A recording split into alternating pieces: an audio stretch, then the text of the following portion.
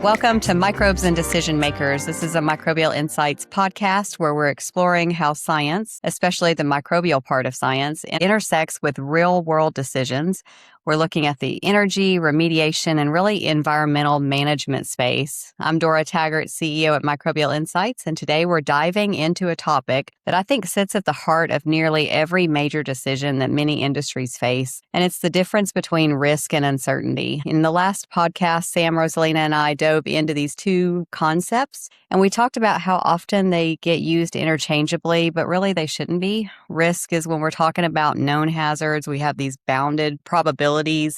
Uncertainty, often we're fear-based and unknown conditions, unknown trajectories. We haven't done a lot of data assessment. And oftentimes when we misunderstand these differences, we can result in overbuilt systems. We have missed opportunities, costly surprises down the line. So the goal today is to unpack this a little further. And it's a great honor to be joined today by Jack Sheldon from Antea Group. I've known Jack for a very long time as a good friend and mentor.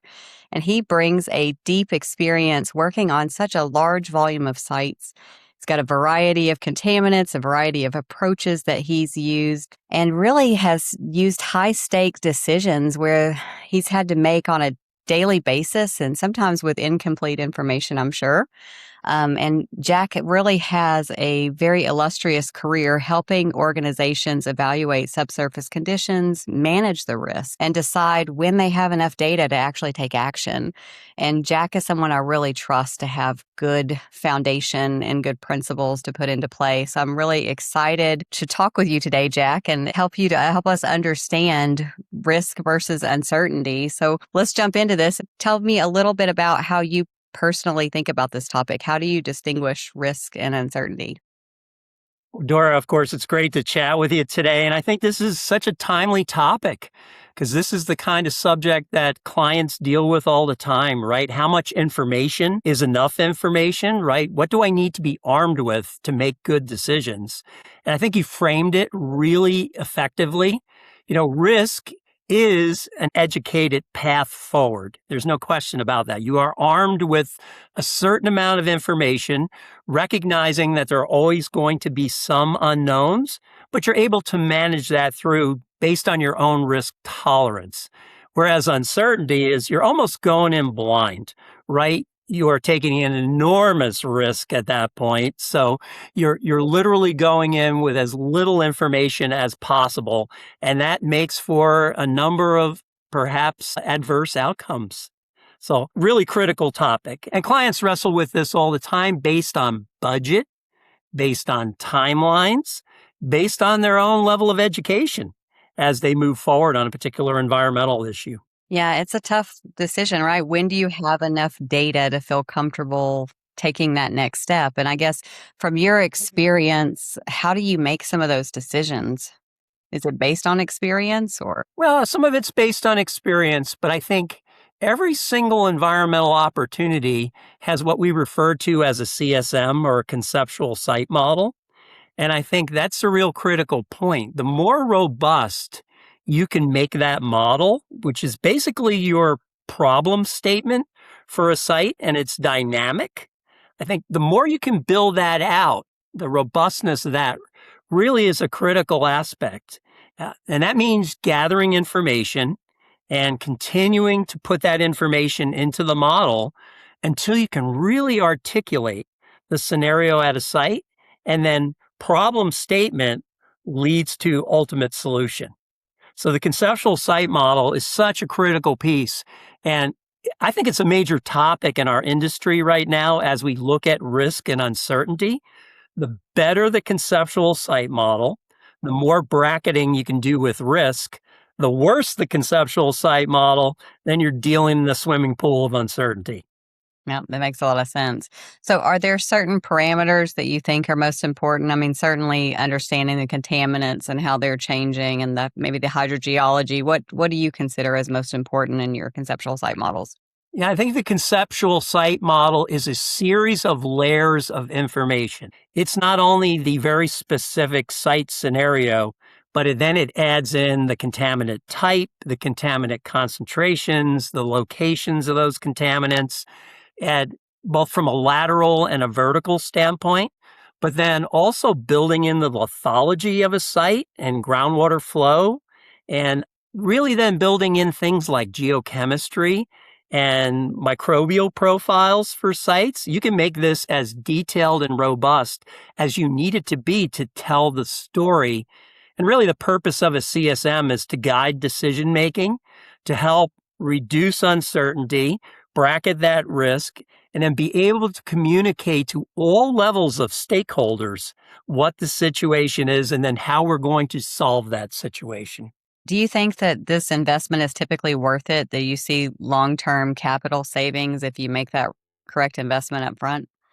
I think I've had so many debates over the decades where people go, oh, that seems like a lot of money and it's just a cartoon. Well, it's way more than a cartoon. While conceptual site models can be attractive, colorful pictures, really, if you put the detailed information into those models, you're getting a wealth of information that allows you to go any one of a number of different pathways, really help you visualize your solution to a particular problem. And this is where you and I, Dora, have worked together over the years, building out that microbial profile, because I think that's an often neglected piece of a conceptual site model. And we make it a point right now to layer that piece of information in, because it's something that could tell you a whole lot about a site. And without that piece of information, you could be missing something that's critically important to a solution. Do you ever use the microbes as like an early warning signal for you that something is going to be shifting in the environment, or use it to help you pivot and make changes? Yeah, I think we've done some microbial profiling that's told us not only that we might be dealing with some very harsh, unique conditions, and low levels of microbial profiles can often signal that, there's maybe some parameter or parameters here we need to look at more closely, that's a problem, a red flag right out of the gate.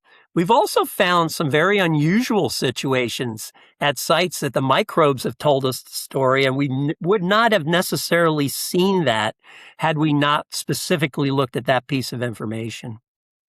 Sam and I were talking too on this, is like understanding the failures that you get from data assessment and what you learn from things that don't work are just as valuable as the success stories, and sharing those. What are your thoughts on that topic as well?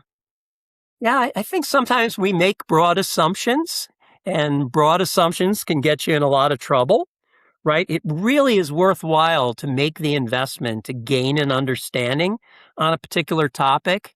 And in the case of microbial profiling, there's always been that adage, well, every site has an indigenous population and they're probably doing what we need them to do, maybe not at the rate we want them to do it. But that's not true across the board, because we've seen that at sites that have perfectly biodegradable contaminants that are present in a perfectly wonderful environment.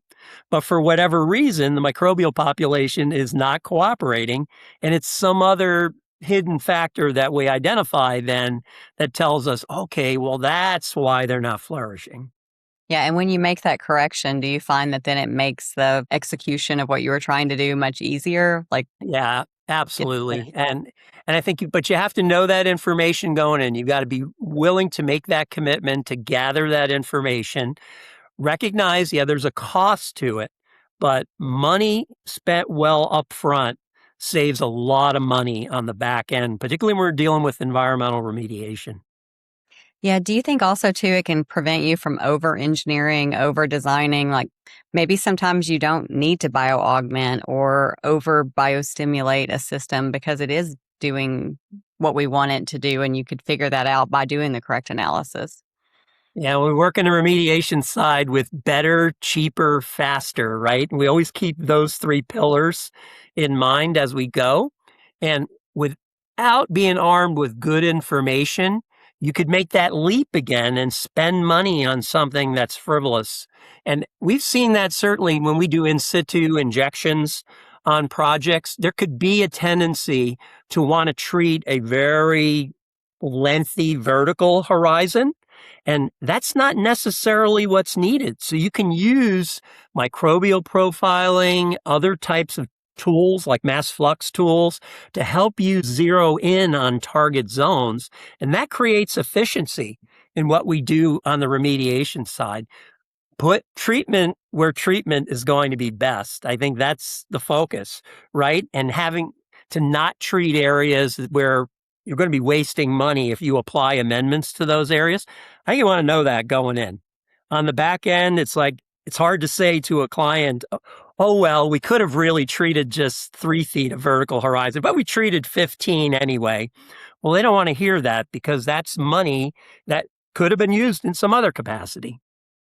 Yeah, and I think this applies not only to the remediation space, to energy sector, to new data centers, to everything that is being founded, because as we're growing all this technology and advances and mining recoveries and all these things, investing money wisely to get the best return is what we all have to do in all these markets in the current economy, right? I think each of these markets teaches us things too about efficiencies.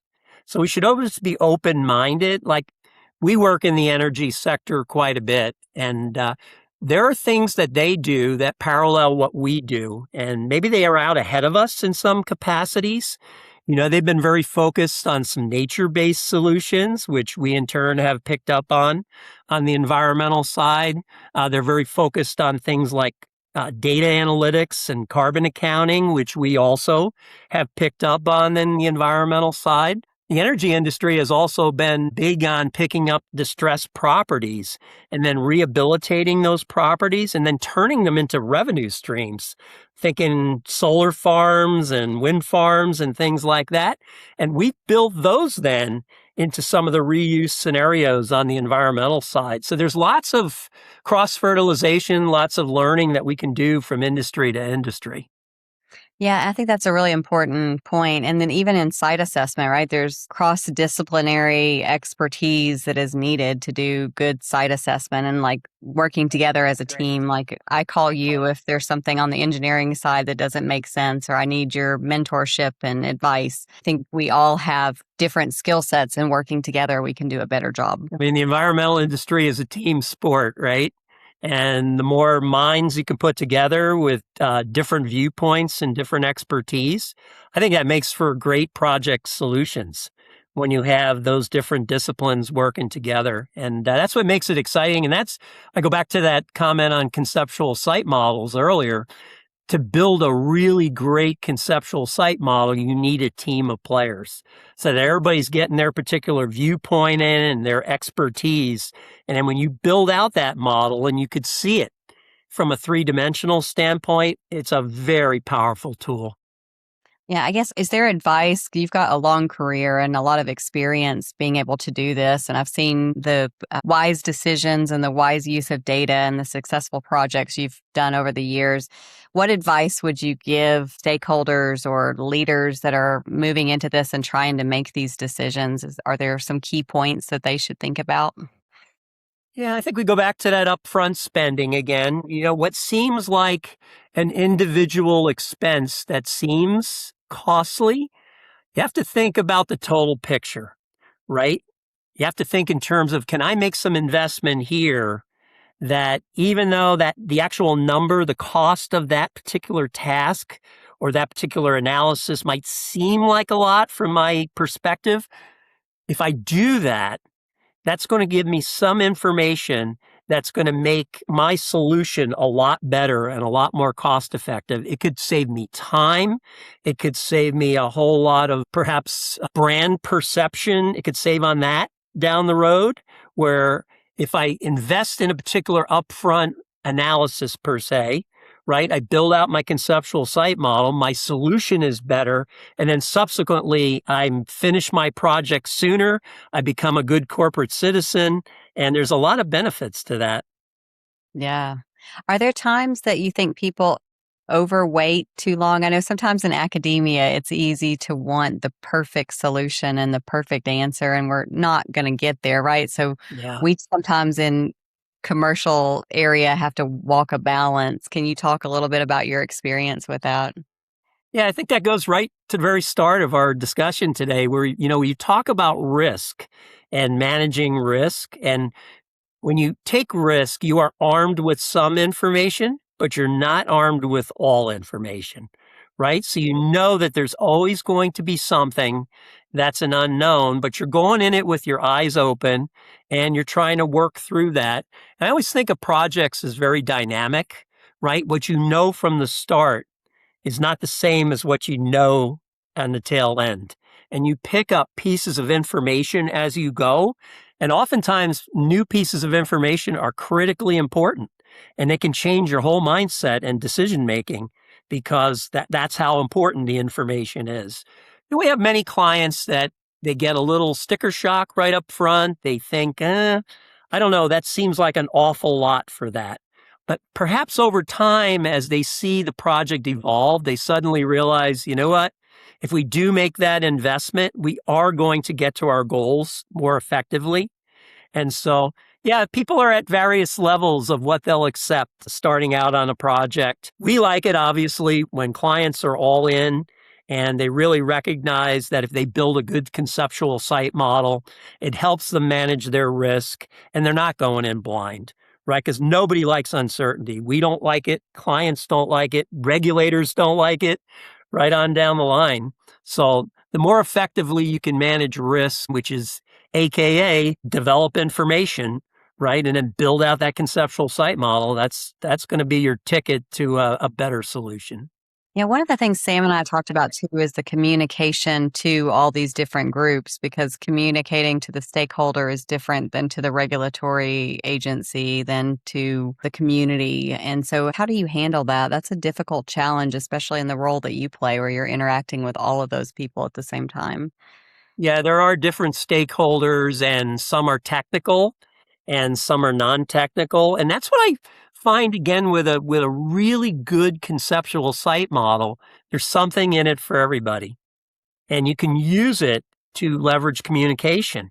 And the non-technical person doesn't have to see every technical aspect of it. They just have to see the parts that are most relevant to them.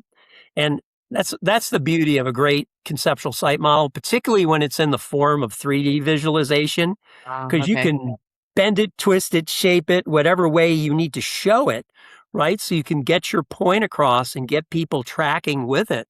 And when you have that, then people can say, oh, yeah, I got it because I can see it. I can see it in my own terms, right? The deeply technical person wants to see all the layers of a model, whereas the non-technical person might only have to see a couple of layers to really appreciate what's going to be important to them. That's awesome. So, do you think the new AI and machine learning technologies that are coming out and the new tools that are available are going to enhance that capability for us in this field? Yeah, I really think so. I think every single year when we go to conferences, right, we see new things that are being used. I think we have much better visualization tools now. We have growing number of data management tools. AI has been an incredible game changer in terms of the speed of processing data. And I just think that's going to grow again. You literally see certain clients that have AI managers now. They're very focused on that particular topic. And I mean, you go back 3-4 years in our industry, hardly anybody was talking about something like that. And, No. now we have entire sessions built on AI. So we know it's here to stay. And we do everything with AI now, from data evaluation to proposal templates to looking up basic information that we can then vet further. I mean, it's a time saver and, again, something to be reckoned with. That's great. Are there any cautions that you would give people in utilizing these tools as they're becoming available? AI is not 100%. We know that when we've done searches and we find obscure things in it and we go and back check it, that some of these things are very difficult to validate. So you have to go in with a caution. I mean, you can get some really good general information to get you started, but then you need to take the time to go in and vet that.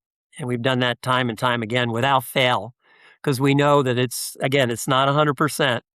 But Awesome. we appreciate saving time, but not at the expense of getting out there with something that's not real or not factual.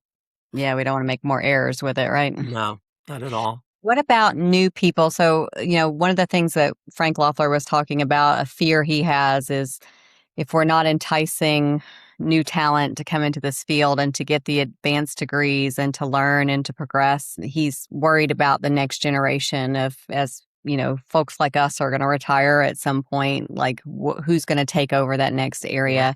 Do you have concerns about that? And then do you have words of wisdom or inspiration for this new group that's coming forward? Yeah, I think if you take a good hard look around our industry right now, we do have a lot of new people coming in, and they're extremely well educated. They're extremely well versed in new tools, very curious in most cases, which they'll need to be successful going forward.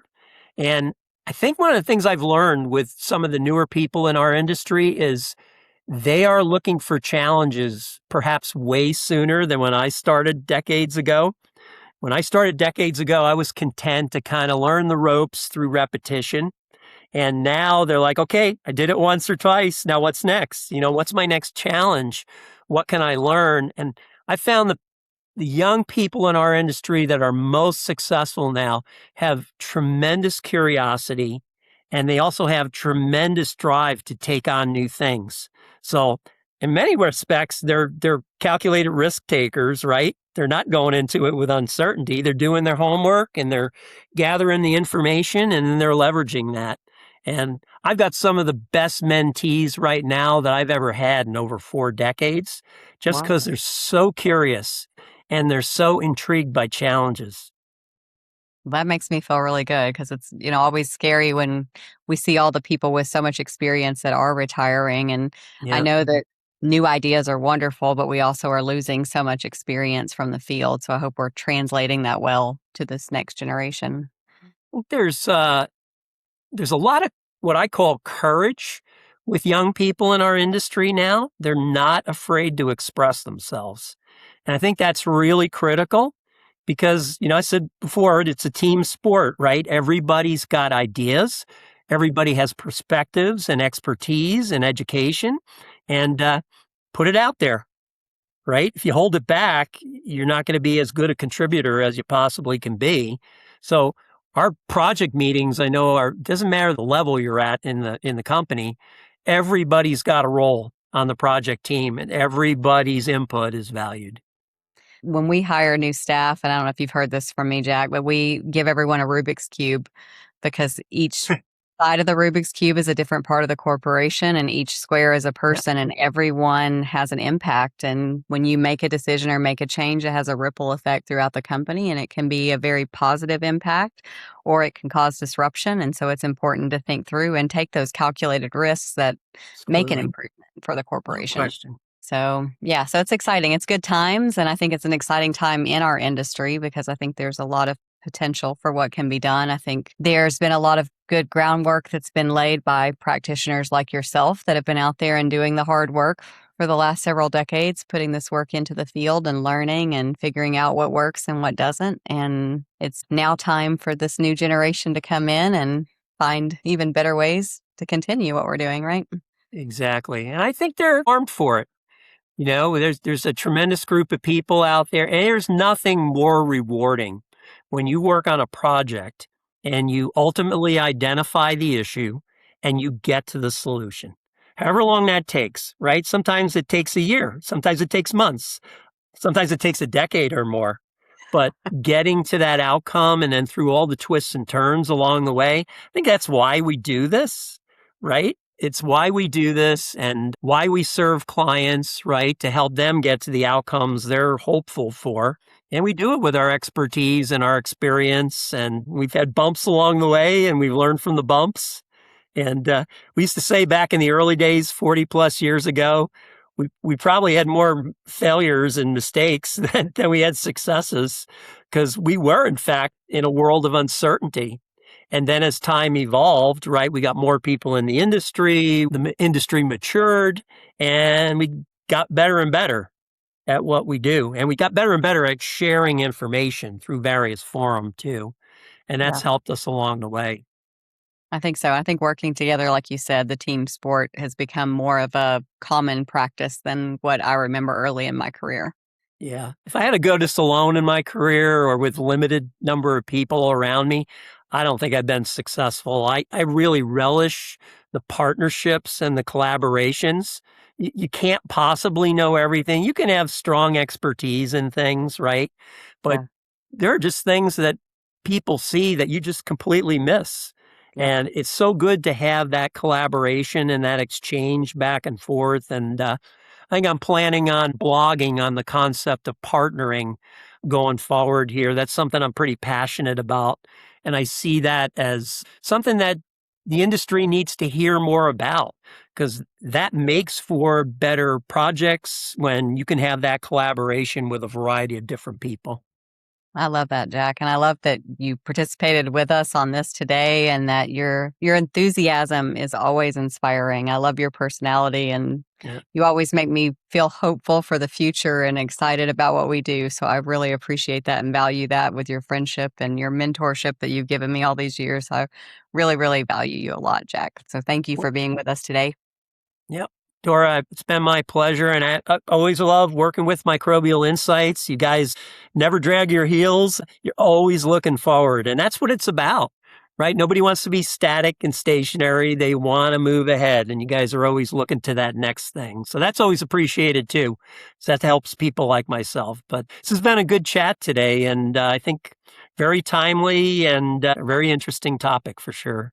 Yeah, well, thank you so much for being with us. And we always invite people to reach out. So I know that you feel the same. So if people have Absolutely. questions for either of us, we'd love for you to reach out to us and Yep. comment or email either of us. We'd love to hear from you. Follow it more and hope you stay tuned to this podcast. And thank you again, Jack, for your time today. Thank you so much, everyone. Thank you, Dora.